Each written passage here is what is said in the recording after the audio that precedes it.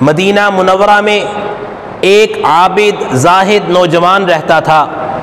مسجد ہی کو اس نے اپنا مسکن بنایا ہوا تھا، اکثر مسجد میں ہی رہتا تاکہ صحابہ اکرام رضوان اللہ تعالی علیہم اجمعین کی زبان سے پیارے پیغمبر علیہ السلام کی مبارک احادیث سماعت کر سکے۔ اس کا ایک بوڑھا باپ تھا، رات کو جب عشاء کی نماز سے فارغ ہو جاتا تو اپنے بوڑھے باپ کے پاس چلا جایا کرتا۔ راستے میں ایک نوجوان عورت کا گھر آتا تھا، وہ عورت اس نوجوان پر فریفتہ تھی۔ ایک رات جب وہ نوجوان اپنے بوڑھے باپ کے پاس جا رہا تھا تو اس عورت کے بار بار بہکانے پر اس عورت کی باتوں میں آ گیا، اور اس عورت کی باتوں میں آنے کی وجہ سے جب اس عورت کے گھر میں داخل ہونے لگا تو اسے یہ قرآن کریم کی آیت یاد آ گئی، ان الذین اتقوا اذا مسهم طائف من الشیطان تذکروا فاذا هم مبصرون۔ بے شک وہ لوگ جو تقوی اختیار کرتے ہیں، جب انہیں شیطان کا کوئی خیال آ کر چھو جاتا ہے تو وہ اللہ کو یاد کر لیا کرتے ہیں، چنانچہ اچانک ان کی آنکھیں کھل جایا کرتی ہیں۔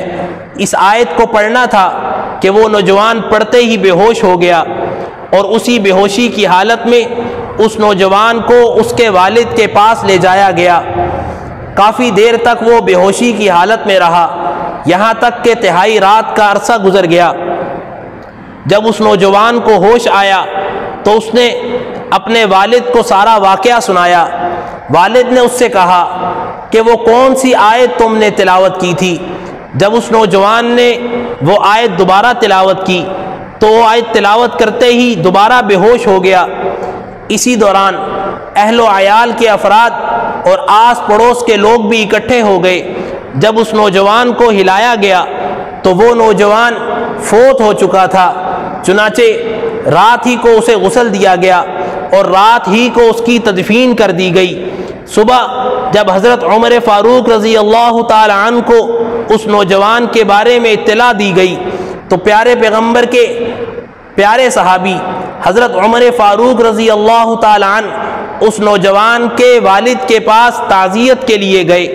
اس نوجوان کے والد سے تعزیت کرنے کے بعد وہ اس نوجوان کی قبر پر تشریف لے گئے، اور قبر پر جا کر حضرت عمر فاروق رضی اللہ تعالی عنہ نے بلند آواز سے قرآن کریم کی یہ تلاوت کی، آیت وَلِمَنْ خَافَ مَقَامَ رَبِّهِ جَنَّتَانِ۔ بے شک جو شخص اللہ رب العزت کے سامنے کھڑا ہونے سے ڈرتا ہے اس کے لیے دو باغ ہیں۔